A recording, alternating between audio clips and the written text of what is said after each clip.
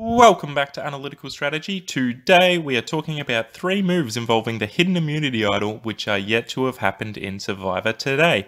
There have been some phenomenal idol plays since its introduction, but there are still some moves that could occur with the idol that we have yet to see in today's game. Just quickly before we delve into these 3 moves, just a reminder to please hit subscribe if you are enjoying the content so far. It really means a lot, and thank you to everyone who has done this so far. There'll be a huge amount of content still to be released, so stay tuned and let's get into these 3 unseen idol moves.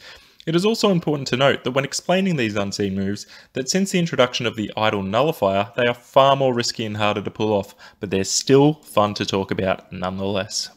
The first move I'm going to be discussing is giving away the immunity necklace at Final 5 when in possession of a hidden immunity idol.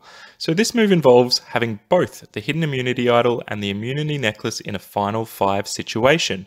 If you obtain the hidden immunity idol and no one knew about it, rather than playing the idol for someone else at that last tribal it was able to be played, you could play the immunity necklace for the individual instead. So you combine this with a speech about loyalty and then playing the idol unexpectedly after the votes are read, you may just earn yourself some jury votes in the process. Natalie in Survivor San Juan del Sur really set the tone for theatre at Tribal Council when she saved Jacqueline, as this is the only part of the game the jury has full visibility over. Giving away the necklace and then protecting yourself in the process would be great theatre and extremely flashy gameplay, which most juries will really respect. In addition, if you play it in the right circumstance, you may even be able to defer the votes from the person going home to yourself, giving yourself the only deciding vote to the castaway to be eliminated. I think this is obviously a really situational move, but one that could earn a lot of respect within the final and most important stages of the game. The next idol play I'm going to be discussing is splitting the minority vote but forcing the majority alliance to turn on themselves in the process. So splitting of the minority vote was first seen in David vs Goliath, orchestrated by the winner in Nick, being able to take out the mayor of Slamtown after Davey protected Christian with his idol and Dan protected Angelina with his. To me, this is one of the best and most underrated moves we have seen in Survivor to date. But I think there is a way to make it even better. The way Nick orchestrated this was a way to survive the revote, in the circumstance of only votes going towards Christian and Angelina, and therefore keeping all the people on the bottom of the numbers alive. But what if there was a way to force the majority alliance to turn on each other in the process? So let's use another example. The blindside that Kelly Wentworth was able to pull off on Andrew Savage was again one of the greatest moves of all time.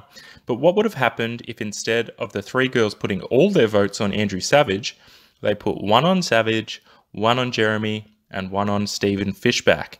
This would have resulted in a revote, which only those 3 members being able to be eliminated in Savage, Jeremy, and Fishback. This forces lines in the sand to be shown and who really wants to work with who. It forces the majority alliance to turn on themselves and then potentially break up the game for the people on the bottom to join forces or create new alliances moving forward, rather than still being on the bottom for the next vote. This could also have occurred with the 3 amigos in Survivor Caramoan. Rather than putting all their votes on Philip, they could have split their votes and forced a tie between, say, Philip, Cochran, and Andrea, making Stealth or Us turn on each other and make a really difficult decision for who they want to vote out of those 3. And even next level play would have been the 3 amigos don't reveal their idols and they vote for one another. Then none of the votes would have counted, and this really forces a discussion with the majority alliance about who should go home. And it may have potentially allowed Malcolm, Reynold, and Eddie to form a new majority alliance moving forward. So the third and final idol-based strategy we're going to be discussing, which we haven't seen on Survivor to date, regards someone requesting for all their castaways to vote them out. However, they're holding onto the hidden immunity idol and then they can save themselves. There have been numerous occasions where someone has been told they are going home, they act disappointed whilst hiding the idol from the other contestants, and then bam, they whip out the idol and we are able to witness some of the best blindsides we have seen to date. But what if we combine this with, say, the Zane Knight strategy of telling everyone to vote you out? However, in this circumstance, you have protection and cannot go home. In other words, a player that nobody knows has a hidden immunity idol and tells everyone to vote them out because they know they don't have a chance to win, or they're missing home, or they don't want to play the game anymore and they get extremely emotional. Then everyone attempts to vote them out and their one sole vote sent someone else home. This would be one of the biggest villainous moves ever. I actually think this, combined with the deliberate GOAT strategy, which we really also haven't seen to date, where you just skate along to the end without making any really big moves but on purpose, would work really well, as no one would really expect it and also give you that big flashy move to fill your resume.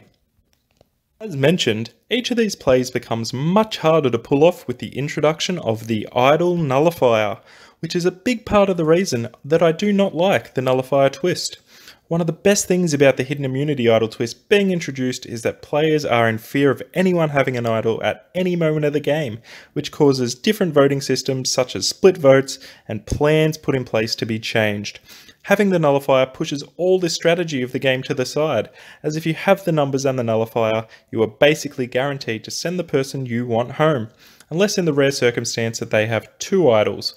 But to me, these are still interesting plays to discuss. Overall, what do you think of these three idol plays? Do you think that we'll get to see them in action? Have you thought of any idol plays we are yet to see? Let me know in the comments.